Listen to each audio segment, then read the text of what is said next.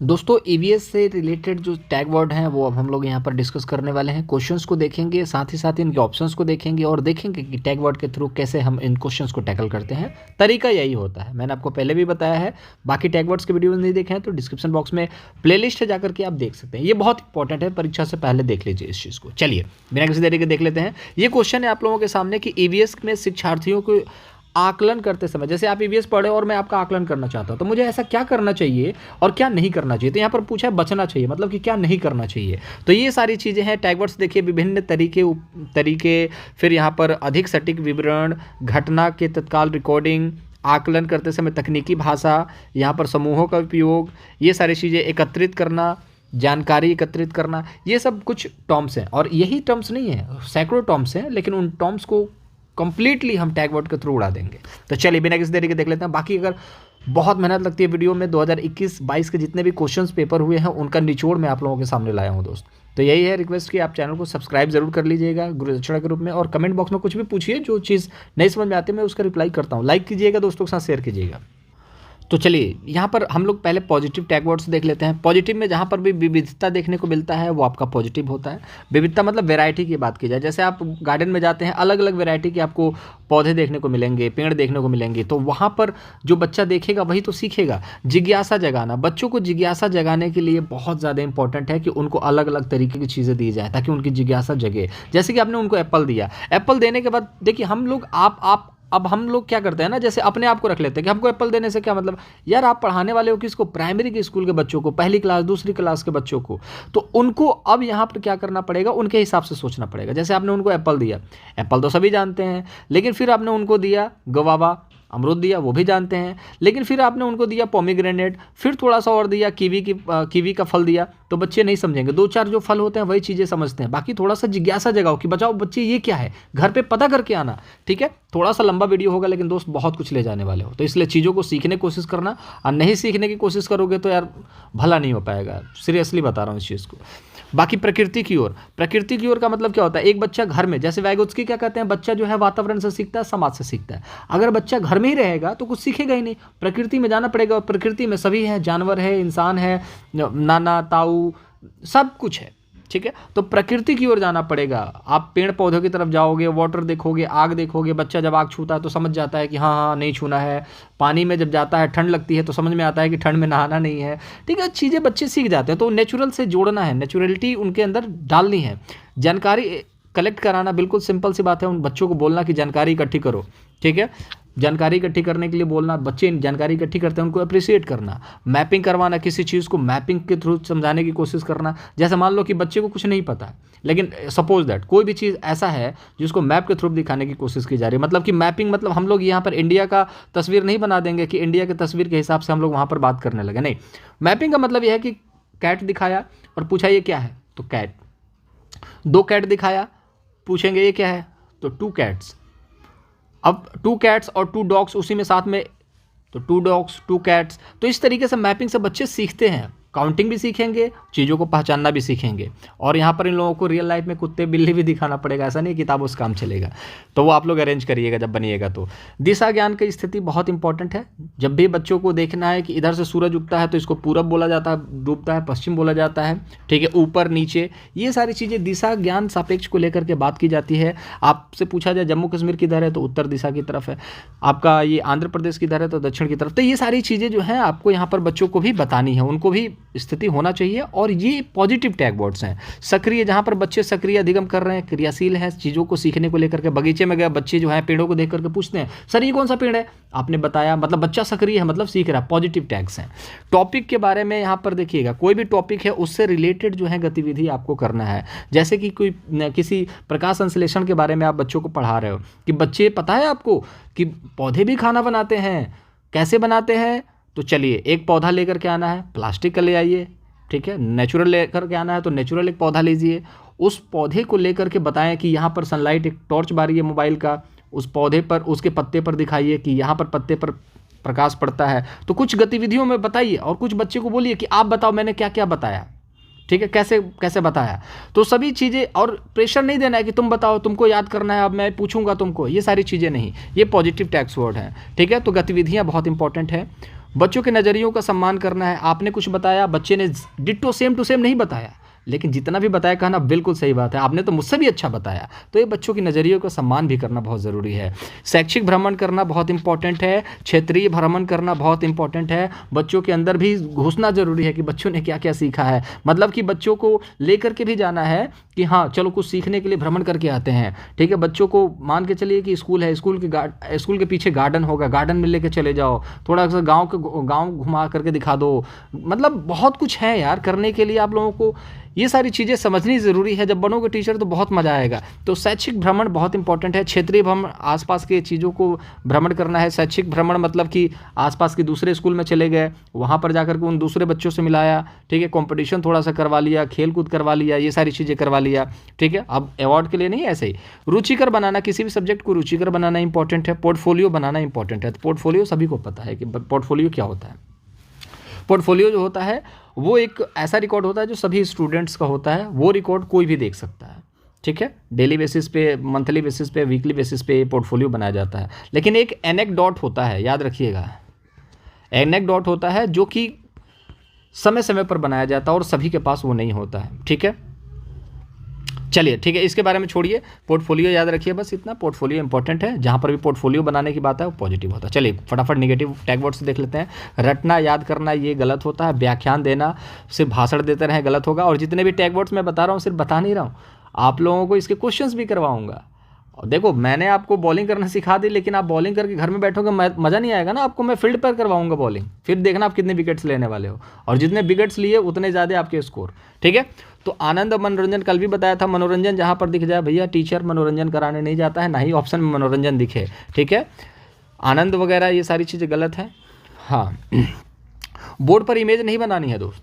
हम लोगों को तो मज़ा आता था, बायोलॉजी के टीचर आते थे, बोर्ड पे बस 40 मिनट की घंटी है और 25-30 मिनट बोर्ड पे वीडियो बना, वो क्या बोलते हैं, इमेज बनाते थे, माइटोकॉन्ड्रिया बनाया, बड़ा मज़ा आता था। चलो ठीक है, कम से कम इमेज बन रहा है। लेकिन आपको नहीं करना है ऐसा, बच्चों को सिखाना है वहाँ पर। आप पता चले जा करके इमेज ही बनाते रह गए तो कैसे काम चलेगा। आप लोगों को TLM का इस्तेमाल करना पड़ेगा, कुछ चीज़ें एडिशनल लेकर के आनी है दिखाने के लिए कि बच्चों बताओ ये क्या है।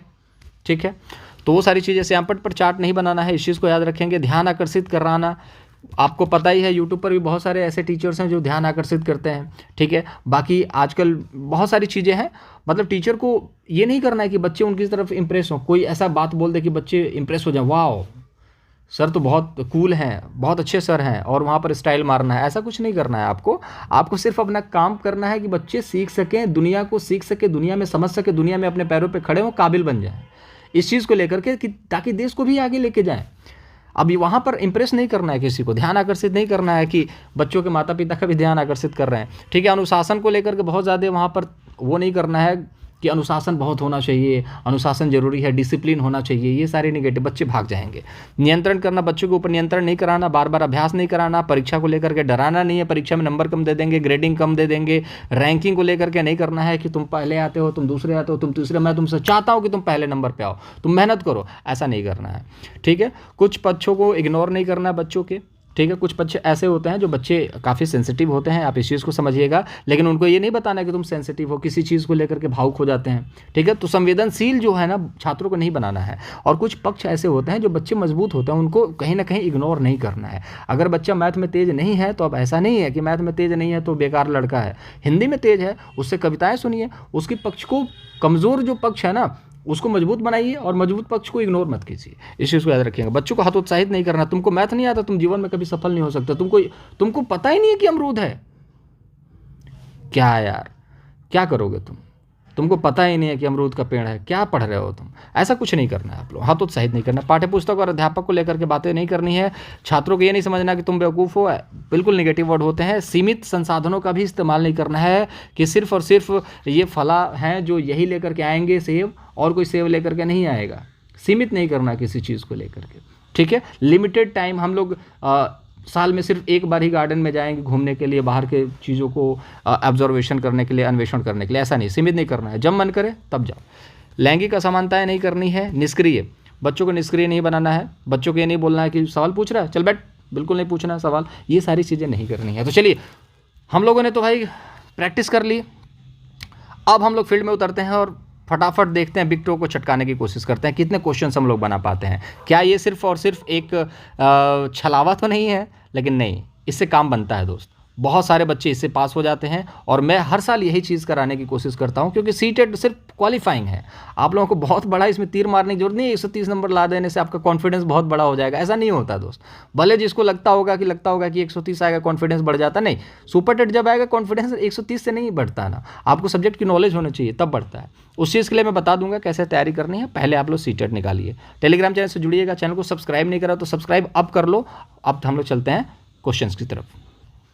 पहला क्वेश्चन देखिए दोस्तों, यहाँ पर भूषण अपनी कक्षा 2 की भाषा की कक्षा में थीम यात्रा को एकत्रित करना चाहते थे। आप किस संसाधन का सुझाव देंगे जो कक्षा में संपादन के लिए सबसे अच्छे उपयुक्त है? ठीक है, तो प्रीवियस ईयर के क्वेश्चन से उनको देखने वाले हैं। तो देखिए, क्वेश्चन हमको समझ में नहीं आया, मान लो हमने संसाधन, सुझाव, प्रेशर होता, टाइम होता, सारी चीज़ें हैं।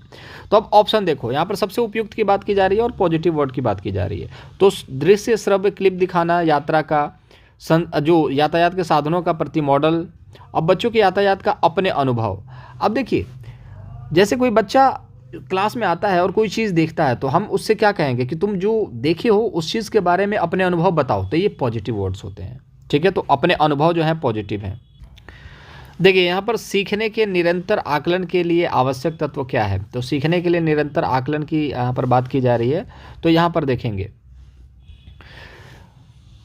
इसका उपयोग बच्चों के बारे में फैसला सुनाने के लिए किया जाता है। तो बच्चों के बारे में फैसला सुनाना पॉजिटिव नहीं है। सीखने की स्थितियों में निहित किया जाता है। निहित मतलब कि शामिल कर दिया जाता है। तो ठीक है, आकलन जैसे सीखता है बच्चा, तो वो जो चीज़ें सीखता है उसी चीज़ से आकलन किया जाता है, तो सीखने की स्थितियों में निहित किया जाता है। शिक्षकों को उनकी शिक्षण अधिगम विधि को समायोजित करने की गुंजाइश प्रदान करता है। शिक्षार्थियों को अपने काम की निगरानी और सुधार के लिए कोई गुंजाइश प्रदान नहीं करता है। तो यहाँ पर निगरानी करना नेगेटिव होता है, गुंजाइश प्रदान नहीं करना। आप गुंजाइश ही नहीं छोड़ोगे तो कैसे पॉसिबल है? ठीक है, तो शिक्षकों को उनकी शिक्षण अधिगम विधि को समायोजित करने की गुंजाइश प्रदान। देखिए, यहाँ पर शिक्षक की बात की जा रही है, ठीक है, शिक्षार्थी की बात नहीं की जा रही है। तो शिक्षकों को गुंजाइश प्रदान की जाती है, तो पॉजिटिव है। किसी चीज़ को आप बार बार दोगे तो अच्छी बात है। ठीक है, तो ऑप्शन फर्स्ट, सेकंड और थर्ड दोनों सही है। अब देखिए, ये क्वेश्चन है, ईवीएस कक्षा में शिक्षार्थी पड़ोस में एक भिखारी लड़के के बारे में अपने अवलोकन को साझा करती है और जानना चाहती है कि उसके माता पिता उसे स्कूल क्यों नहीं भेजते हैं। एक शिक्षक के रूप में आप शिक्षार्थी को कैसे जवाब देंगे? अब एक लड़की है जो एक भिखारी लड़के को देख करके अवलोकन कर रही है उस चीज़ का, और आपसे वो सारी चीज़ें बोलती है, तो आप एक शिक्षक के रूप में क्या करेंगे उस शिक्षार्थी के बारे में? उस शिक्षार्थी को, उस बच्चे को कैसे जवाब देंगे? अब बताइए, उसके साथ अलग से चर्चा करेंगे? किसी भी बच्चे को अलग से, चलो आ जाओ केविन में, उस तरीके से चर्चा नहीं करना किसी के साथ। उसके अवलोकन की सराहना करेंगे और पूरी कक्षा में इसके बारे में चर्चा करेंगे। देखिए, अवलोकन और इसकी सराहना बिल्कुल फैक्ट बात है। दूसरा, पूरे भारत में भिखारियों की स्थिति की व्याख्या। अब ये पहले हुआ करता था, किसी ने देख लिया कि भिखारी एक बच्चा है, तो फिर अब उस पर लगे व्याख्यान देने, अरे भिखारी ऐसे होते हैं, भिखारियों की स्थिति ऐसी है, पूरी दुनिया में सबसे ज़्यादा भिखारी इंडिया में है, मंदिर में, मस्जिद के पास यहाँ पर भिखारियों की संख्या बहुत ज़्यादा देखने को मिल जाती है। ये सब नहीं करना है, यहाँ पर सराहना करना है और पूरी कक्षा में उसकी चर्चा करना है। ये टैग देखिए, देखने में तो आपको ये भी लगेगा चर्चा करना और स्थितियों की व्याख्यान करना, लेकिन व्याख्यान जहाँ दिखेगा वो नेगेटिव होता है। ठीक है, चर्चा यहाँ पर भी है, चर्चा यहाँ पर भी है। तो यहाँ पर क्या है, अलग से चर्चा की बात की जा रही है, और यहाँ पर अवलोकन और सराहना करने के बाद चर्चा की बात की जा रही है। तो दो चर्चा एक क्वेश्चन में दिखने को मिले तो चर्चा, परेशान नहीं होना, इसमें पॉजिटिव ही होगा। तो दूसरे वाले ऑप्शन में ये देखिए, चर्चा है लेकिन यहाँ पे अलग से है, लेकिन यहाँ पर चर्चा है तो यहाँ पर अवलोकन है, तो ये पॉजिटिव हो जाएगा, बात खत्म। पाठ योजना जहाँ दिखता है नेगेटिव। अब देखिए, अब ये क्वेश्चन है जो पुराने क्वेश्चन हैं एक बच्चे का, उस चीज़ को दिखा रहा हूँ मैं आप लोगों के सामने। और दूसरी बात है कि 15 नंबर के ईवीएस आते हैं और 15 नंबर के यहाँ पर ईवीएस के पेडागोगी आते हैं।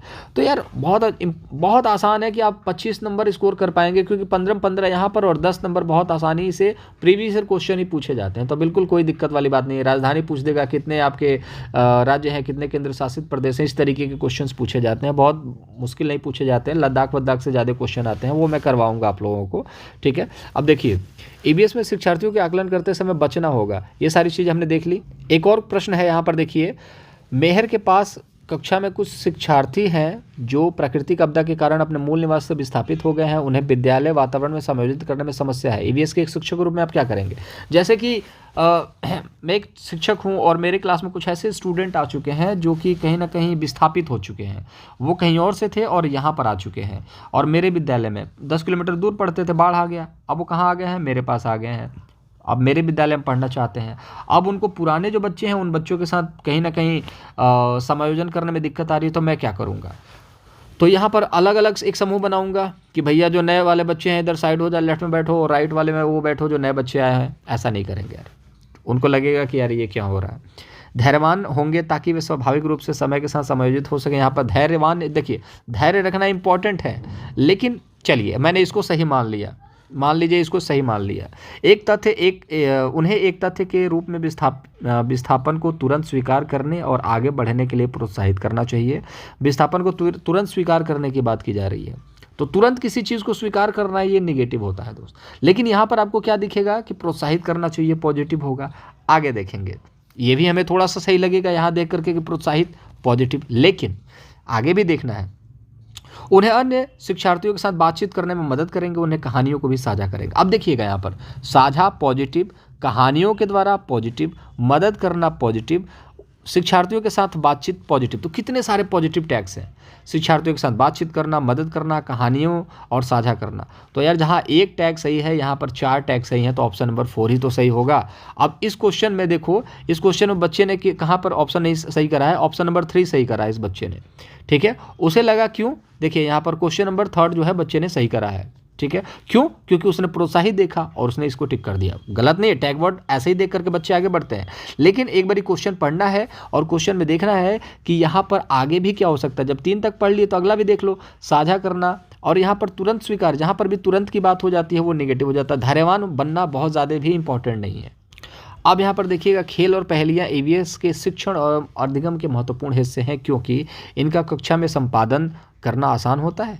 मतलब खेल करना बहुत आसान है, तो आसान शब्द जो है बहुत नेगेटिव शब्द होता है, इस चीज़ को याद रखिएगा। वे शिक्षार्थियों को अपने आप पैटर्न खोजने की सलाह, करके सीखने की बात की जा रही है। वे शिक्षार्थियों को मज़े करने मैंने आपको सिखाया, निगेटिव वर्ड है, मज़े करना, मनोरंजन करना। एक रास्ता को विराम प्रदान करना, ये सारी चीज़ें, स्टॉप करना, रोक देना, निष्क्रिय कर देना, ये सब नेगेटिव है, तो ऑप्शन नंबर 2।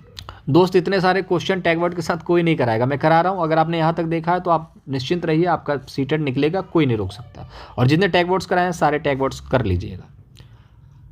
तो चलिए देख लेते हैं यहाँ पर ये क्वेश्चन। कुणाल ने कपड़ों की बंधेज की रंगाई का कार्यशाला करने के लिए अपने विद्यालय में एक स्थानीय कारीगर को आमंत्रित किया। स्थानीय कारीगर को आमंत्रित करने के उद्देश्य निम्नलिखित में से इसके अतिरिक्त है। स्थानीय कारीगर को, जैसे घर में कोई काम है, तो इतना लंबा चौड़ा क्वेश्चन बनाया है, लेकिन बच्चे अब कहेंगे यार कार्यशाला, विद्यालय, कारीगर, स्थानीय, ये सब नहीं, एक पास का ही कारीगर था, स्थानीय मतलब स्थान अपने आप आस पास का, उसको घर में बुलाया गया। क्यों बुलाया गया? अब देखिए, डाई और डाई को हाथ से करने का अनुभव प्राप्त होता है, टाई और डाई को हाथ से करने का अनुभव प्राप्त होता है, ठीक है। चीज़ समझ में नहीं आया मुझे, कोई बात नहीं, आगे बढ़ते हैं।